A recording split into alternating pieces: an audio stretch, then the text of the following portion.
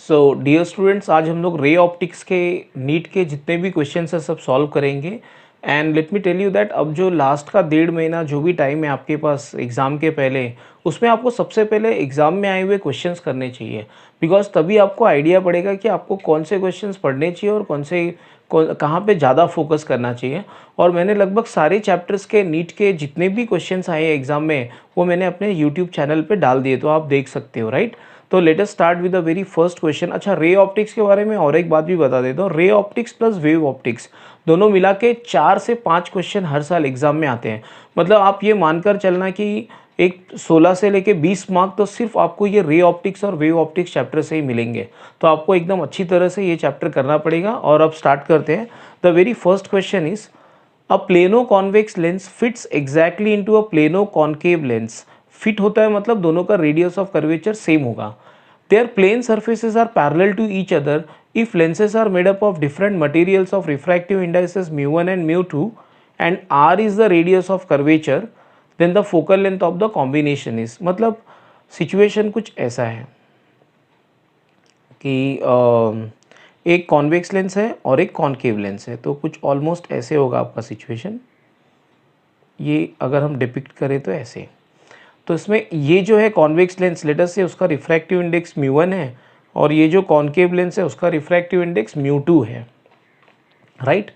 तो अब बहुत ही इजी है। हम जानते हैं कि जब दो लेंस को एक साथ रखते हैं तो इफेक्टिव फोकल लेंथ का फॉर्मूला है 1/f effective is equal to 1/f1 plus 1/f2। लेकिन पहले हम दोनों की इंडिविजुअल फोकल लेंथ निकाल लेते हैं, फिर हम लोग वो फॉर्मूला यूज़ करेंगे।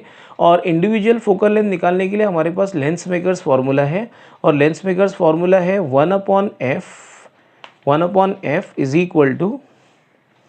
Equal to mu minus 1 into 1/r1 minus 1/r2, correct, with proper sign conventions of course. तो अब स्टार्ट कर लेते हैं। पहले कॉन्वेक्स लेंस के बारे में बात करते हैं। कॉन्वेक्स लेंस का रेडियस ऑफ कर्वेचर है, लेफ्ट वाले सरफेस का रेडियस ऑफ कर्वेचर इन्फिनिटी है क्योंकि एक स्ट्रेट लाइन है, और राइट वाले का है minus R, right, by sign convention, क्योंकि वो राइट वाले का radius of curvature left side में मेजर हो रहा है, तो मैंने माइनस आर ले लिया।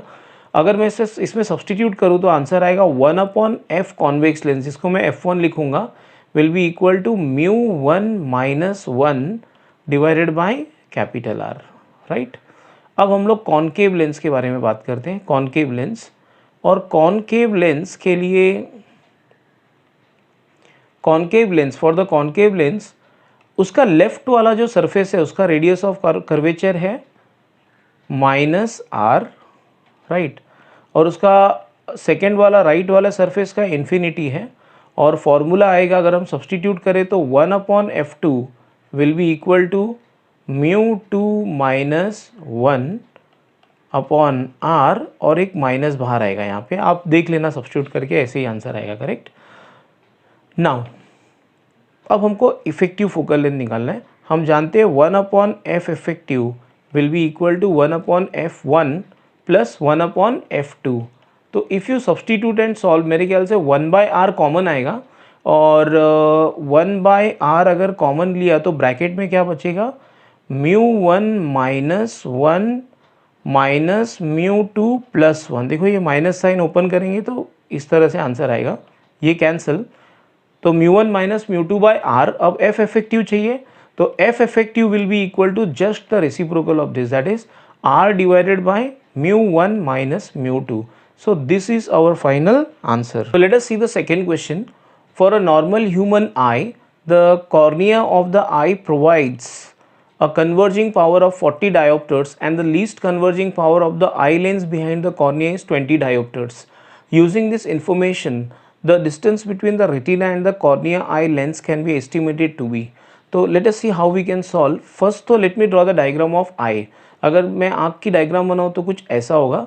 देखो ये जो फ्रंट पार्ट है ये कॉर्निया है, इसके जस्ट पीछे जो है लेंस है, और इन दोनों का ये हमारा आई लेंस है और ये हमारा रेटिना है, राइट। और उन्होंने ये दोनों के बीच में डिस्टेंस पूछा है ये, और ये क्या होगा, ये this is nothing but the effective focal length of both.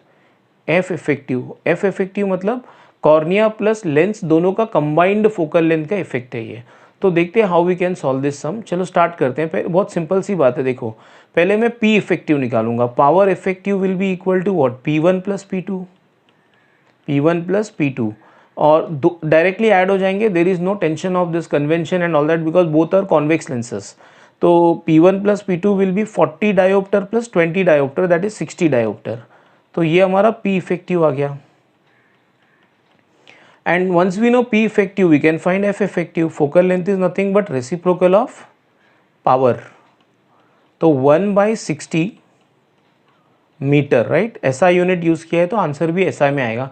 But options जो है वो सेंटीमीटर्स में है, तो आप इस मीटर को सेंटीमीटर में कन्वर्ट कर लेना। तो 100 centimetre divided by 60, that is equal to 5/3, and 5/3 is 1.67 centimetre. तो ये हमारा सेकेंड सम भी हो गया। Now let us move on to the third sum. Let us see what is third sum. Third sum, if the focal length of the objective lens is increased, then the magnifying power of microscope and telescope. So they are talking about microscope and telescope. We know about microscope.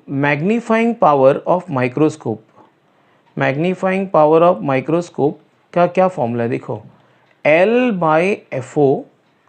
अब यहाँ पे क्या आता है, D/UE, right. तो L/FO into D/UE।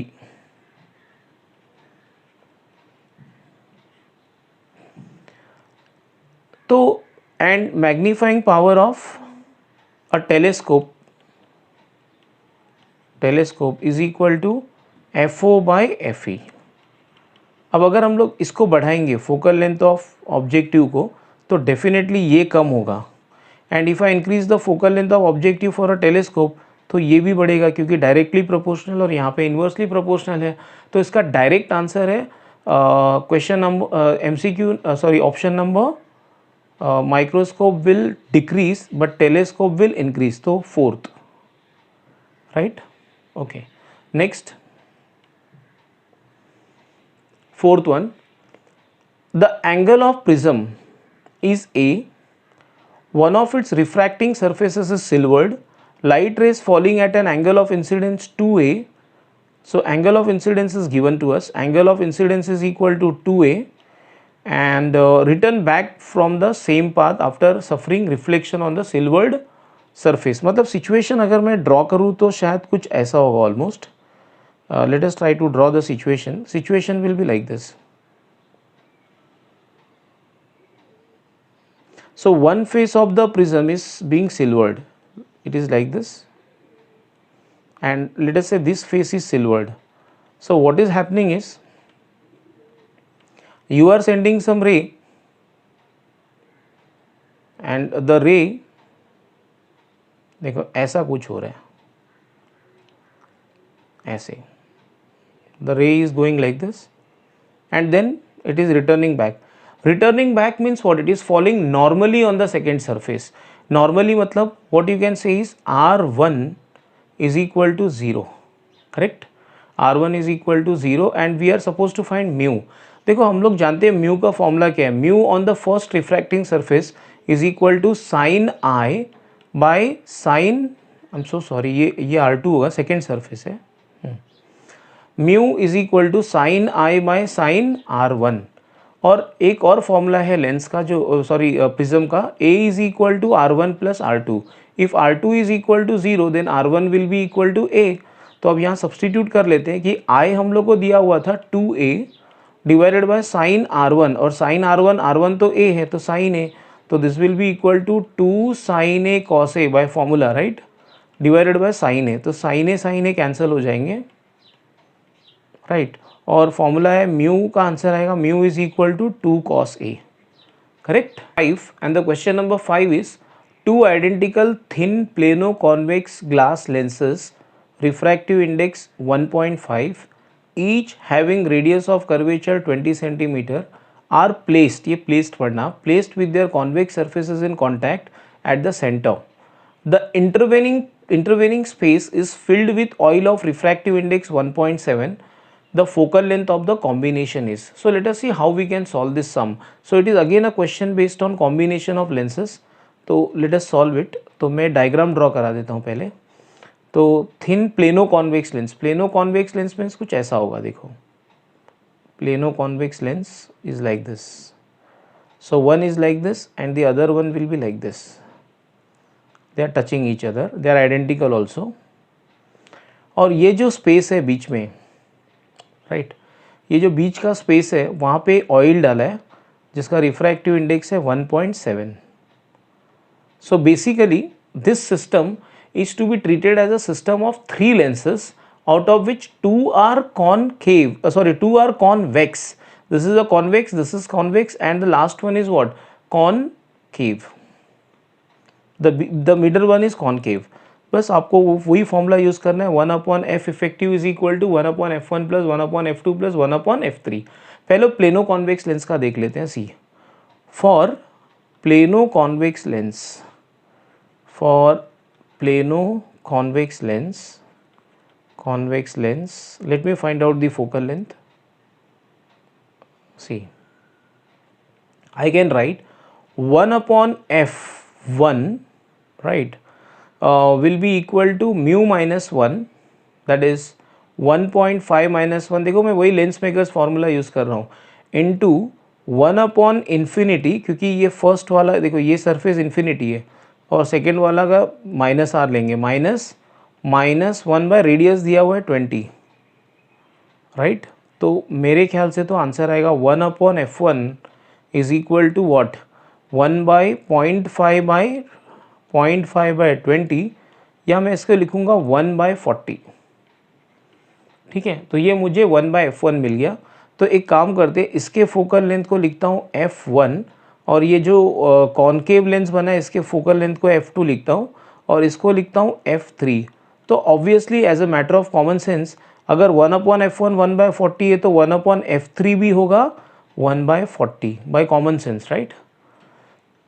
अब concave lens के बारे में, so now let us talk about the concave lens. अब कॉन्केव लेंस के बारे में हम बात करें, अगर कॉन्केव लेंस, तो उसका लेफ्ट वाला जो रेडियस है that is R1 will be equal to -20, right, और R2 will be equal to +20. और फोकल लेंथ कैसे निकालेंगे, 1/f2 will be equal to mu minus 1. Mu उसका है 1.7, तो 1.7 माइनस 1 इंटू -1/20 माइनस 1/20. तो f2 का आंसर क्या आएगा, देखो ये -2/20 आएगा, राइट. और -2/20 मतलब मैं एक काम करता हूँ 1/f2 लिखता हूँ पहले, -2/20 ना, तो द आंसर इज -1.4/20, करेक्ट. अब मैं इसको भी 40 बना देता हूँ ताकि मेरे लिए एडिशन ईजी हो जाए. तो मैं लिख सकता हूँ 1/f2 will be equal to -2.8 divided by 40. और अब डायरेक्ट फॉर्मूला यूज़ कर लेते हैं और आंसर निकाल लेते हैं. 1/f effective will be equal to what, it will be equal to 1/f1 plus 1/f2 plus 1/f3, that will be equal to, अगर सबका नीचे 40 है तो 2 माइनस आंसर आएगा -0.8/40. तो f इफेक्टिव होगा इसका रेसिप्रोकल, इसका रेसिप्रोकल होगा मतलब -40/0.8, दैट इज 400/8. तो आंसर आएगा -50 सेंटीमीटर. मतलब the combination will behave finally as what, it will behave finally as a concave lens, because focal length तो फाइनली नेगेटिव आया. तो ये आंसर है, correct. Question number 6 is the refracting angle of a prism is a and the refractive index is cot a/2, the minimum deviation. देखो हम सब जानते हैं कि mu is equal to minimum deviation के लिए mu is equal to sine of a plus delta m/2 upon the whole divided by what, sine of a/2. This is the formula, right. Now बस solve कर लो. Mu को दिया है cot a/2. We are already given mu is equal to cot a/2. और अगर थोड़ी बहुत मैथ्स आती होगी तो सब जानते हैं कि cot a/2 can be written as what, it can be written as cos a/2 divide, तो म्यू के जगह पे cot a/2 के जगह लिख सकते हैं cos a/2 upon sine A by two is equal to sine of A plus delta M by two the whole divided by sine of A by two. तो मेरे ख्याल से तो ये दोनों कैंसिल हो गए, राइट। तो अब क्या है, ये कॉस ए बाई टू को मैं लिख सकता हूँ साइन 90 माइनस थीटा। तो sine 90 minus A by two is equal to sine of A plus delta M by two. अब इन दोनों के एंगल्स को देखो, इधर भी साइन है इधर भी साइन है, तो दोनों के एंगल्स को इक्वेट कर लेते हैं। इक्वेट करेंगे तो आंसर आएगा 90 माइनस ए बाई टू, या क्रॉस मल्टीप्लाई कर लेते हैं। चलो नेक्स्ट स्टेप में करते हैं। Is equal to what, A plus delta M the whole divided by two. तो 180 minus A by two will be equal to A plus delta M by two, correct. तो ये 2 और 2 कैंसिल हो जाएंगे और ये a इस तरफ आएगा तो -2a हो जाएगा। तो 180 minus 2a is equal to delta m, right. So let us move on to question number 7. In an astronomical telescope in normal adjustment, a straight black line of length L is drawn on inside part of the objective lens. The eyepiece forms a real image of this line. The length of the image is I. The magnification of the telescope is. Now, एक बात तो पक्की है कि magnification of telescope का formula है m is equal to F O upon F E. ये objective है और ये हमारा आई पीस है।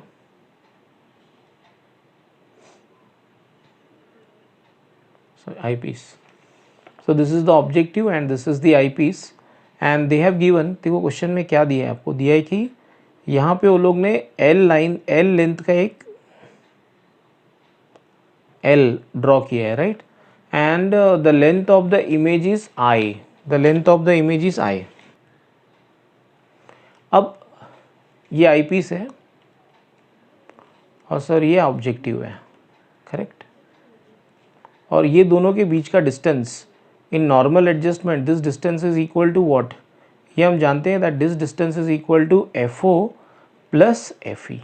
F O plus F E is equal to what, V upon U. The magnifying power of the eyepiece is equal to what, V upon U. So इसको ऐसे भी लिखा जा सकता है V upon U को, because V के बारे में हमको कोई इन्फॉर्मेशन नहीं है। F upon F minus U, correct.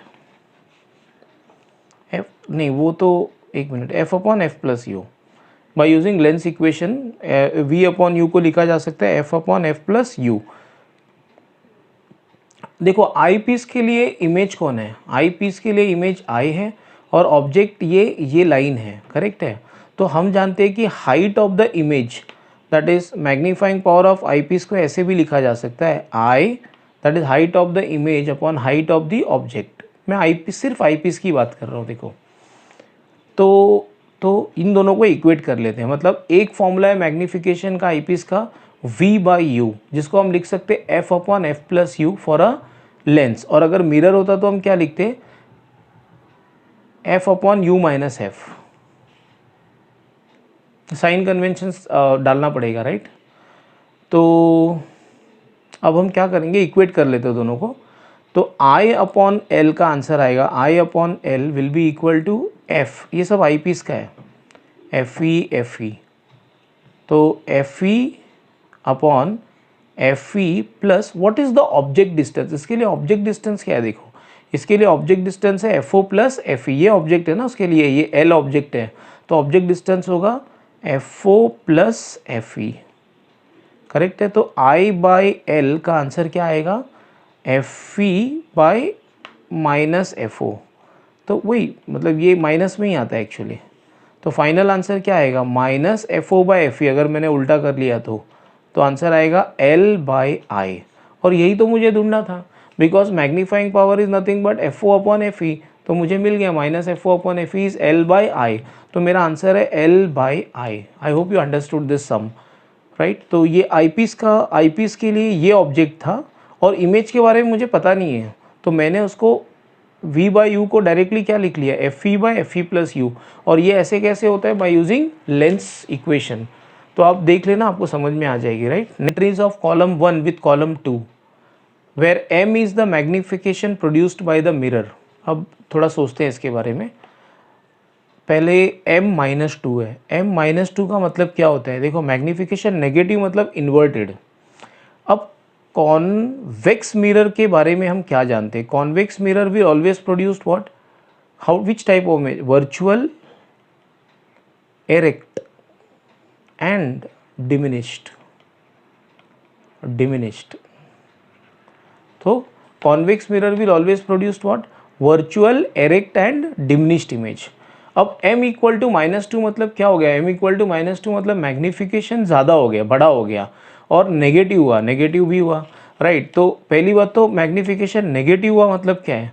Magnification negative मतलब image is, final image is inverted with respect to object.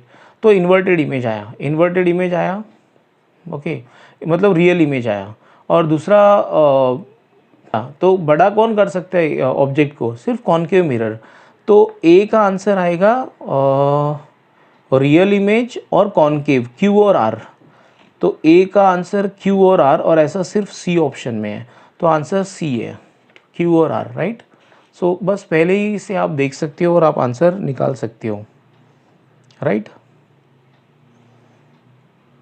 और आप ये भी देख लो ना, एरेक्ट, पॉजिटिव मतलब एरेक्ट। चलो आप और एक बार भी चेक कर लो, पॉजिटिव मतलब एरेक्ट, राइट। और हाफ मतलब क्या होता है कि हाफ मतलब ये भी तो होता है कि डिमिनिश्ड। तो एरेक्ट और डिमिनिश्ड, तो पहले तो ये कॉन्वेक्स मिरर है, तो डी का आंसर पी आएगा। Plus at the same time देखो, वो एरेक्ट है ना, तो एरेक्ट है तो वर्चुअल इमेज है। So this is the final answer. तो यही सी करेक्ट आंसर है। इस तरह से आप जज कर सकते हो। So let us move on to question number 10। An astronomical telescope has an objective and eyepiece of focal length 40 and 4. तो focal length of objective FO is given as equal to 40 centimeter and focal length of eyepiece is given as 4 centimeter, correct? To view an object 200 centimeter away from the objective, the lenses must be separated by distance of।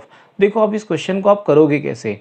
पहले तो आपको lens, astronomical telescope के बारे में बता देता हूँ। अगर समझो ये ऑब्जेक्ट, तो you have to adjust the lenses in such a way that कि इसका जो भी इमेज आएगा, ये ऑब्जेक्टिव का image, the image of objective of eyepiece, focal plane of eyepiece, ठीक है। तो सबसे पहले हम ये निकालेंगे कि इमेज ऑफ, ये ऑब्जेक्टिव का इमेज आएगा कहाँ पे, फिर उस हिसाब से हम अपने आई लेंस को एडजस्ट कर लेंगे, आई पीस को एडजस्ट कर लेंगे। पहले तो देखते हैं, देखो ऑब्जेक्ट कहाँ पे रखा हुआ है, 200 सेंटीमीटर, तो UO ऑब्जेक्टिव से डिस्टेंस है उसका -200 सेंटीमीटर, राइट। अब VO निकालते हैं। अगर आप लेंस फॉर्मूला यूज़ करेंगे तो VO will be equal to what, FO/UO upon FO + UO। ये वही लेंस इक्वेशन है मॉडिफाइड फॉर्म में, राइट। तो that will be equal to FO 40 into -200 divided by, of course sign convention use करना ज़रूरी है, 40 - 200, राइट। तो ये आंसर आएगा अपना -800,000 in fact, divided by what, -160। तो ये आ गया answer, that is VO will be equal to 5, right, 50। तो VO का आंसर आएगा 50 सेंटीमीटर। तो समझो इमेज बना, अगर ये देखो ये ऑब्जेक्टिव था, इमेज अगर 50 सेंटीमीटर पे बना, समझो यहाँ पे कोई इमेज बना 50 सेंटीमीटर पे, राइट। तो आपको आई लेंस ऐसे एडजस्ट करना पड़ेगा, आई पीस ऐसे एडजस्ट करना पड़ेगा, सॉरी आई लेंस नहीं आई पीस, तो ये इसके फोकल प्लेन में आना चाहिए, मतलब ये FE होना चाहिए। तो distance between the lenses should be equal to distance between the lenses should be equal to VO + FE। तो आंसर आएगा 50 + FE 4 है, राइट। तो आंसर आएगा 54 सेंटीमीटर, राइट। अब नेक्स्ट क्वेश्चन नंबर 11 की तरफ चलते हैं। Question number 11, the angle of incidence for a ray of light at a refracting surface of a prism is 45 degree. तो आई दिया हुआ है, angle of incidence is 45 degree, right. Angle of prism is 60 degrees. If the रे suffers minimum deviation through the prism, the angle of minimum deviation and refractive index of the material. मतलब हमको निकालना है angle of minimum deviation और refractive index मतलब mu. तो देखते हैं how we can solve this problem. देखो, हम जानते हैं क्या क्या होता है at minimum deviation. At minimum deviation सब यूज़ करेंगे हम लोग। R1 becomes equal to R2 and I becomes equal to E, correct है। अब हम लेंस की इक्वेशन यूज़ करेंगे, A plus delta minimum will be equal to, generally equation में हमको लिखना चाहिए I प्लस ई, लेकिन अब I और E तो इक्वल हो गए, तो I प्लस आई लिख लेता हूँ। तो delta minimum will be equal to 2I minus A, that is equal to 90 minus 60, तो ये आंसर आएगा 30, करेक्ट। और म्यू कैसे निकालेंगे, म्यू इज इक्वल टू, देखो मुझे R1 निकालना है, हम जानते हैं A is equal to R1 plus R2, और क्योंकि R1 और R2 भी इक्वल हो गए इसलिए मैं लिखूंगा A 60 था, तो 60 is equal to 2R1, right, क्योंकि R1 R2 इक्वल है, तो R1 भी मुझे मिल गया, R1 इज इक्वल टू 30। और फर्स्ट सरफेस पे म्यू का फॉर्मूला है, mu is equal to sine I upon sine R1, so that will be equal to sine 45, sine 45 मतलब 1/√2, साइन 30 मतलब हाफ, तो आंसर आएगा 2/√2 विच इज़ इक्वल टू √2। तो answer है 30 डिग्रीज और √2, तो ये आंसर है, राइट, 11th वन का। अब हम लोग 12th सम देखते हैं। A person can see clearly object only when they lie between 50 and 400 from his eyes. In order to increase the maximum distance of distinct vision to infinity, the type and power of the correcting lens. मतलब समझो ये आदमी की eyes है, और उसकी problem क्या है कि वो सिर्फ कहाँ से कहाँ तक देख सकता है। देखो, वो सिर्फ यहाँ से यहाँ तक देख सकता है, मतलब 50 से लेके 400 तक, 400 तक, करेक्ट। तो हमको लेंस इस तरह से डिज़ाइन करना चाहिए कि देखो ये 400 वाला मार्क है, 400 लेंस इस तरह, ये पॉइंट ए है और ये पॉइंट बी है, तो लेंस, कुछ लेंस हमको इस तरह से डिज़ाइन करना पड़ेगा। यहाँ पे हम लेंस लगा रहे हैं, फॉर एग्जांपल लेट अस से ये कोई लेंस है।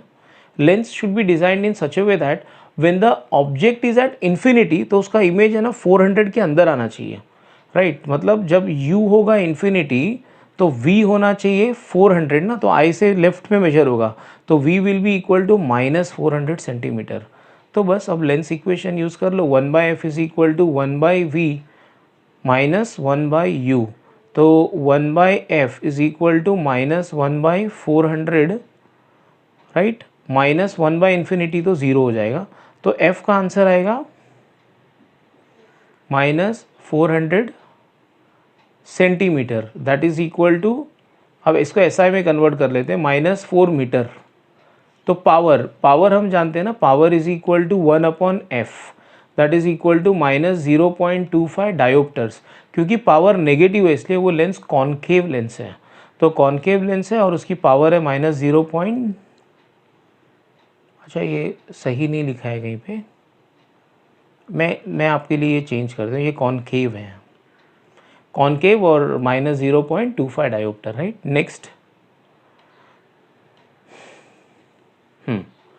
ऐसा इससे मिलता जुलता सम हम कर चुके थोड़ी देर पहले, तो मुझे नहीं लगता है इसमें कुछ ज़्यादा सिखाने की ज़रूरत है, मैं डायरेक्टली सॉल्व कर लेता हूँ इसको। 2 identical glass 3/2 refractive index equiconvex lenses of focal length f, इनकी फोकल लेंथ f है, are kept in contact, the space between the two lenses is filled with water जिसका रिफ्रैक्टिव इंडेक्स 4/3 है, the focal length of the combination is. तो वही situation है जो हम पहले कर चुके हैं। देखो दो लेंसेज ऐसे हैं और बीच में पानी डाला है, कुछ अलग कलर से मार्क कर लेते हैं। So there is water in between and like this, ठीक है। इसके फोकल लेंथ को मैं, इसका फोकल लेंथ तो f दिया हुआ है, राइट। इसके फोकल लेंथ को मैं f डैश मान लेता हूँ। तो f और f डैश में रिलेशन निकाल लेते हैं पहले, क्या होगा देखो। f क्या था, 1/f is equal to mu glass minus 1 into 1/r minus 1/r minus 1/r, correct. वही लेंस मेकर्स फॉर्मूला यूज़ कर रहा हूँ। तो आंसर आएगा 1/f is equal to mu glass is 3/2, 3/2 minus 1, 3/2 minus 1 1/2 होगा ना। तो 1/2 इंटू ये 2/r आएगा, करेक्ट है। तो मुझे f मिल गया, देखो f कितना है, या 1/f मिल गया, 1/f is equal to 1/r। ये मेरा इक्वेशन 1 है। सिमिलरली अब इसके फोकल लेंथ को मैंने f डैश माना, तो कॉन्वेक्स लेंस के लिए क्या होगा, कॉन्वेक्स लेंस के लिए क्या आंसर आएगा देख लेते हैं। 1/f dash is equal to mu water मतलब 4/3 minus 1 into minus 1/r minus 1/r। I hope ये सब आप जानते हो। 1/r1 लेफ्ट वाला फेस का नेगेटिव रेडियस, राइट वाले का पॉजिटिव। तो ये आंसर आएगा 3। 1/f dash is equal to, क्या आंसर आएगा इसका, 1/3 माइनस 2/3 इंटू r। तो अब आंसर आएगा 1/f effective will be equal to what, 2/r minus 2/3r। तो फाइनल आंसर आएगा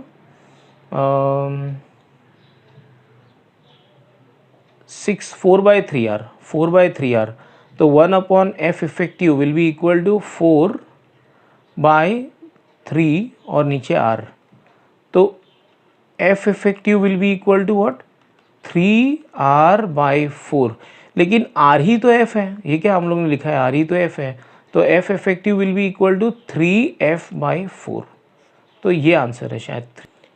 An air bubble in glass slab with refractive index 1.5 near normal incidence is 5 cm deep when viewed from one surface and 3 cm deep when viewed from the opposite surface. The thickness of the slab is, काफ़ी easy सम है। देखो ये slab है, right, और slab के length को हम L मान लेते हैं, L। और समझो यहाँ पे कहीं बबल है, इस डिस्टेंस को अगर मैंने x बोल दिया, मतलब ये रियल डेप्थ इस तरफ से x है, तो इस तरफ से ये L माइनस x होगा। मतलब यहाँ से अगर मैंने देखा इसको, ओके, तो मेरे लिए रियल डेप्थ है x और अपेरेंट डेप्थ 5। और अगर मैंने इस तरफ से देखा है ना, तो मेरे लिए रियल डेप्थ है L माइनस x और अपेरेंट डेप्थ दिया हुआ है 3, राइट। तो from one side, from left side, पहले आपको ये याद होना चाहिए कि mu is equal to what, real depth upon apparent depth, और म्यू दिया हुआ है 1.5। तो 1.5 is equal to x upon apparent depth कितना है 5, तो x होगा 7.5, ठीक है। और अगर राइट साइड से देखा जाए, फ्रॉम राइट साइड, अब मैं वापस फॉर्मूला नहीं लिख रहा हूँ, मैं सीधा सब्सटीट्यूट कर रहा हूँ। फ्रॉम राइट साइड म्यू वापस 1.5 है, लेकिन देखो रियल डेप्थ कितना है L माइनस एक्स और अपेरेंट डेप्थ 3, क्रॉस मल्टीप्लाई करेंगे तो L minus x is equal to 4.5। तो L is equal to x plus 4.5, that is L is equal to 7.5 plus 4.5, that will be equal to 12 centimeter. So this is our answer, 12 centimeter, right? Next question. A thin prism having refracting angle 10 degree is made up of glass of refractive index 1.42. The prism is combined with another thin prism of glass of refractive index 1.7. This combination produces dispersion without deviation, मतलब no deviation, right? The refracting angle of the second prism is, if there is no deviation, you can say deviation of the first is cancelled by the deviation of the second. तो formula आएगा a into mu minus 1 will be equal to A dash into mu dash minus 1, और ए मतलब ए देखो एक prism का refracting angle 10 दिया हुआ है, 1.42 minus 1 is 0.42, that will be equal to A dash into 1.7 minus 1 that is 0.7, तो 0.7 तो 10 डिग्री इंटू 42 अपॉन ये होगा, ये 42 होगा तो ये 70 होगा, राइट। तो मेरे ख्याल से तो ए डैश होगा 6, हाँ 6 होगा, right. A dash is equal to 6 degree. तो ये सम इस तरह से सॉल्व किया जा सकता है। Let us move on to 16th sum. A beam of light from a source L is incident normally on a plane mirror fixed at a certain distance x from the source। बना लेते हैं, ये source है, यहाँ पे कोई plane mirror है, plane mirror है, ओके, और ये डिस्टेंस दिया हुआ है x, ऐसे। The beam is reflected back as a spot on a scale just above the surface L। अच्छा, so just the beam is reflected back as a spot on the scale placed just above the source L। ओ, तो source का ही नाम L है, L, तो इसके ऊपर beam reflect होके आ रहा है कहीं पे। क्वेश्चन क्या पूछा है? When the mirror is rotated through an angle theta, the spot of the light is found to move through a distance y on the scale। अच्छा, मतलब मिरर को रोटेट करेंगे कितना, थीटा, तो mirror is rotated bye an angle of theta, तो spot ये ऐसे, spot कितना ऊपर चला गया, स्पॉट ऊपर चला गया, ये बीम आपका वाई ऊपर चला गया। So if mirror rotates by theta, reflected beam rotates by 2 theta, rotates by 2 theta. तो बोला कि मिरर को अगर थीटा टर्न किया तो ये जो रिफ्लेक्टेड बीम है ना, ये वाई ऊपर गया, तो लेकिन एक बात याद रखना है कि ये जो एंगल होगा वो 2 थीटा हो गया, राइट। अब देखो, लोग ने स्मॉल एंगल बोला है, स्मॉल एंगल है तो हम लिख सकते हैं tan 2 theta is equal to 2 theta is equal to Y by X, right. तो theta will be equal to what, इसको सॉल्व कर लो, theta will be equal to Y by 2x, तो theta is why by 2x, ये answer है। Now let us move on to 17th question. The refractive index of material of the prism is √2, मतलब mu दिया हुआ है हमको, mu का value दिया है √2, and the angle of the prism is 30 degrees. One of the 2 refracting surface of the prism is made a mirror inverts. देखो, मैं आपको ऑलरेडी सिखा चुका हूँ ऐसा सेम सम, मैं सीधा लिख देता हूँ कि इस केस में R2 0 होगा। अ beam of monochromatic light entering the prism from the other face will retrace its path. ये सेम क्वेश्चन है, राइट। अगर एंगल ऑफ इंसिडेंस आई पूछा है, पिछले वाले क्वेश्चन में मेरे ख्याल से आई दिया हुआ था, अब इस क्वेश्चन में आई पूछा हुआ है। चलो मैं आपके लिए फिर एक बार डायग्राम बना लेता हूँ। देखो, ऐसे कुछ है, ठीक है, यहाँ पे सिल्वरिंग की गई है, यहाँ से रे आया ऐसे, और फिर इस पर इंसिडेंट हुआ ऐसे नॉर्मली, तो ऑफकोर्स ऐसे ही वापस जाएगा। हमको आई पूछा हुआ है, करेक्ट है। पहले तो R2 0 है, R2 0 है तो A क्या होगा, A is R1 plus R2, but अगर R2 0 हो गया तो A is equal to R1 is equal to 30, right. और फर्स्ट फेस पे अगर मैं स्नेल्स लॉ यूज़ करूँ तो मैं जानता हूँ ना, ये R1 है और ये एंगल I है, तो मैं लिख सकता हूँ mu is equal to sine I by sine R1। This implies √2 is equal to sine I by sine 30, right. तो साइन 30 हाफ होता है, तो मेरे ख्याल से साइन I अगर आप सब्सटीट्यूट करोगे तो half into √2, half into √2 is 1 by √2, तो I का आंसर शायद आएगा 45 डिग्रीज। तो ये हमारा आंसर है, I 45 degrees. Next question. So question number 18, an object is placed at a distance of 40 cm from a concave mirror of focal length 15। पहले तो concave mirror है तो focal length हम लोग नेगेटिव लेंगे। If the object is displaced through a distance 20 cm towards the mirror, the displacement of the image will be। चलो देखते हैं। तो काफ़ी इजी क्वेश्चन है, लेट अस सॉल्व। देखो आपको पहले u दिया हुआ है -40, f तो हम जानते हैं कि -15 सेंटीमीटर है, तो v निकाल लेते हैं पहले। और v का फॉर्मूला क्या है, v is equal to f u by u minus f. Of course वाला इमेज डिस्टेंस, तो ये होगा 600 डिवाइडेड बाय -25, तो -24 सेंटीमीटर, करेक्ट। तो ये पहला इमेज डिस्टेंस है, राइट, सेम साइड में फॉर्म हुआ इमेज। अच्छा v2 निकाल लेते हैं। देखो सेकेंड केस में ऑब्जेक्ट डिस्टेंस कितना है, the object is displace 20 centimetre towards the mirror, तो ऑब्जेक्ट डिस्टेंस घट गया, राइट। तो u इज इक्वल टू -20 लेके करना है, f -15 फिर से होगा, फोकल लेंथ तो चेंज नहीं होगा। तो v2 कितना होगा, v2 is equal to f u, वही सेम -15 इंटू -20 अपॉन -20 प्लस 15। तो अब आएगा answer 300, correct, divided by -5, that is equal to -60 centimetre. तो पहले इमेज कहाँ पे फॉर्म हुआ, -24 पे, अब -60 पे। तो मतलब वो मिरर से दूर चला गया। पहले तो मिरर से 24 सेंटीमीटर दूर था, अब 60 सेंटीमीटर दूर है। तो away from the mirror, it is away from the mirror, away from mirror by what amount, mirror by an amount 60 minus 24, that is 36 centimetre. तो 36 centimetre away from the mirror. चलो 19 sum देखते हैं। An astronomical reflecting telescope will have large angular magnification and high resolving power, मतलब magnification ज़्यादा होनी चाहिए और resolving power भी ज़्यादा होनी चाहिए।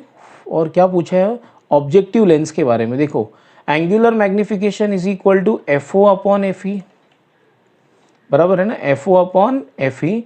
और ये जो एंगुलर रेजोल्यूशन है, रेजोल्यूशन रिजॉल्विंग पावर का फॉर्मूला क्या है, resolving power is equal to D by 1.22 lambda.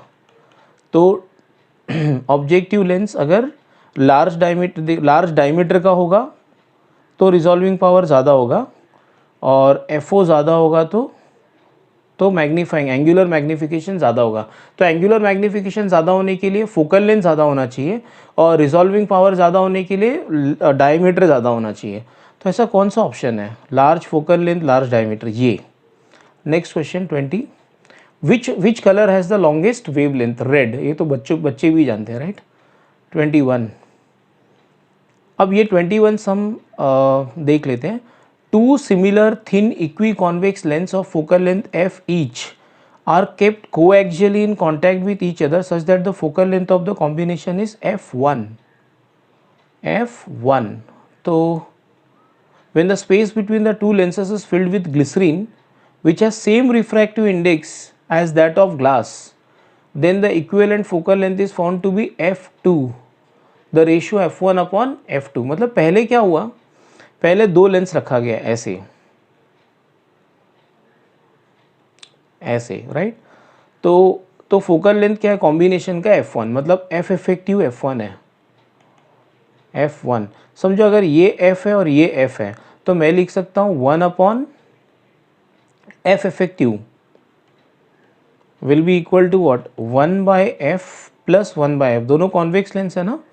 तो f इफेक्टिव का आंसर क्या आएगा, f effective will be equal to f by 2, या f1 हम जानते हैं, f1 is equal to f by 2। What is happening later, बाद में क्या हो रहा है, देखो कि ये दोनों तो ऐसे ही है, लेकिन मेरे ख्याल से बीच में कुछ लिक्विड ऐड किया है, 3 लेंस हो गए मतलब actually, right. When the space between the two lenses is filled with glycerine which has same refractive index as that of glass, तो इन दोनों का देखो फोकल लेंथ, इसका फोकल लेंथ और इसका फोकल, इसका पॉजिटिव होगा फोकल लेंथ, इसका नेगेटिव। तो 1 अपॉन f2 क्या होगा, देखो 1 बाय f, ये जो कॉन्वेक्स लेंस है इसका भी f ही होगा लेकिन नेगेटिव लेना पड़ेगा, प्लस 1 बाय f। तो f2 क्या होगा हमारा, f2 will be equal to, it will be equal to f। Question पूछा है what is f1 upon f2, तो f1 upon f2 will be f by 2 by f, that is equal to half. तो half Pick the wrong answer in the context with the rainbow. When the light rays undergo two internal reflections in a water drop, a secondary rainbow is formed. Wrong ना, ये right है. The order of color is reversed in a secondary rainbow. Yes, when compared with primary rainbow. An observer can see a rainbow when his front is towards the sun. तो मेरे ख्याल से देखो, आप confuse मत हो जाना, हमारा आंसर ये है, ये. In order to see the rainbow, the person has to stand with his back towards the sun, right? और ये लास्ट क्वेश्चन है. In total internal reflection, when the angle of incidence is equal to critical angle, then what will be the angle of refraction? Of course 90 होता है. हम सब जानते हैं कि देखो ऐसा कुछ होता है. अगर ये क्रिटिकल एंगल है, ये डेंसर मीडियम है और ये रेयरर है, तो एंगल ऑफ रिफ्रैक्शन होगा 90 degree. So thanks for watching the video and do subscribe the channel if you like the video.